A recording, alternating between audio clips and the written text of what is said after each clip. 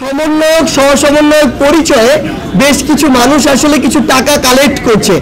আমরা সরাসরি বলছি এটির সাথে আমাদের কোনো সম্পৃক্ততা নেই এবং আমরা স্পষ্ট করে বলেছি আমরা কোনো টাকা স্পর্শ করতে চাই না। আমাদের বৈষম্য বিরোধী ছাত্র আন্দোলনের পক্ষ থেকে আজকে এই স্বাস্থ্য বিষয়ক একটি উপকমিটি করা হয়েছে, কারণ আমরা দেখছি যে লেভেলে আসলে তদারকি নির্দিষ্ট কিছু ক্ষেত্র থেকে বা সরকারের জায়গা থেকে হওয়া প্রয়োজন, সেই জায়গায় কিছু মিসম্যানেজমেন্ট হচ্ছে। পাশাপাশি আমরা দেখছি যে বিভিন্ন জায়গায় স্টুডেন্টের নাম করে হোক, সমন্বয়ক সমন্বয়কের নাম করে হোক, বিভিন্ন জন আসলে এসে এমন একটা পরিবেশ সৃষ্টি করছে যেটা আসলে ইনফেকশনের সম্ভাবনা ক্রিয়েট করছে। সেই জায়গা থেকে আমরা স্বাস্থ্য বিষয়ক একটি উপকমিটি করেছি যেটা সরাসরি আমাদের স্বাস্থ্য মন্ত্রণালয়ের সাথে একসাথে কাজ করবে এবং আজকে থেকে এই কাজটি শুরু হবে। পাশাপাশি আমরা যারা রয়েছি বৈষম্য বিরোধী ছাত্র আন্দোলনের, তারা আমরা আমাদের জায়গা থেকে যতটুকু পর্যবেক্ষণ করার, যতটুকু তথ্য যে জায়গায় দেওয়ার, কিংবা একটি প্রেশার গ্রুপ হিসেবে যে কাজটুকু করার আমরা সেই কাজটুকু করছি এবং করব। আরেকটি জিনিস আপনাদেরকে জানিয়ে রাখি, সেটি হচ্ছে যে এই যে আজকে আসুন্না ফাউন্ডেশন এগিয়ে এসেছেন এবং তারা আমরা আশা করছি যে তারা 10 কোটি টাকার একটি যে ফান্ড সেটি আসলে আমাদের যে আহত ভাই বোনরা তাদের জন্য নির্ধারণ করেছেন, এটি আরও বাড়তেও পারে। সেই জায়গা থেকে বাংলাদেশে আসলে অসংখ্য ব্যক্তি রয়েছে যাদের এমন একটি ফান্ড ডোনেট করার অ্যাবিলিটি রয়েছে। তো জাতির এই দুর্যোগপূর্ণ সময়ে তারা যদি এগিয়ে না আসেন তাহলে আসলে কখন আসবেন তারা, এই প্রশ্নটি আমরা ছুড়ে দিতে চাই। সেই জায়গা থেকে আমরা মনে করি এটি আসলে প্রচার প্রসারের কোনো জায়গা নয়, এটি হচ্ছে নীরবে কাজ করার জায়গা। আমি সে সকল মানুষদেরকে অনুরোধ করব, আপনারা যদি এগিয়ে আসতে চান আমাদের সাথে আপনারা যোগাযোগ করুন।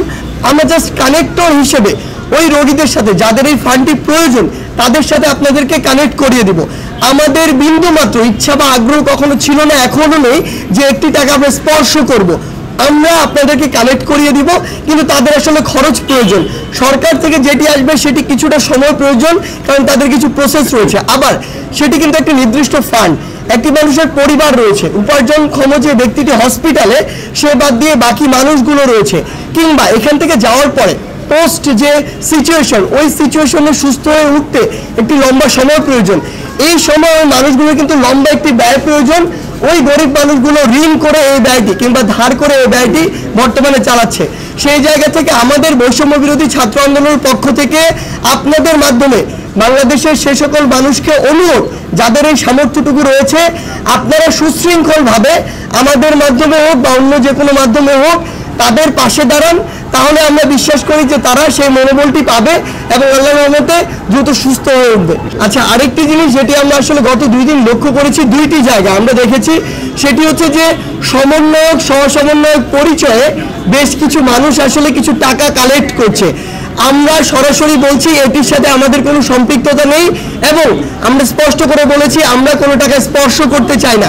সেই জায়গায় আমরা আপনাদেরকে বলবো যে এভাবে টাকা দেওয়ার প্রয়োজন নেই, বরং কেউ যদি এই জিনিসটি করে যে রোগীর সাথে আপনাকে কানেক্ট করিয়ে দেয় এবং রোগীকে সহযোগিতা আপনি সরাসরি করবেন, এই বিষয়টিতে সহযোগিতা করে, তাহলে আপনারা তাদেরকে সহযোগিতা করতে পারেন। আরেকটি আপনাদেরকে অনুরোধ, আমি প্রত্যেকবার প্রেস ব্রিফিংয়ে এটি বলি যে আমাদেরকে এটি মনে রাখতে হবে যে আমরা একটি সহযোগিতা করতে গিয়ে বা কিছু ছবি তুলতে গিয়ে যদি একজন রোগী ইনফেক্টেড হয়ে যায় বা ফার্দার তার এই অবস্থার গুরুতর হয়, তাহলে আলটিমেটলি লাভের চেয়ে আমার ক্ষতি বেশি হয়ে গেল।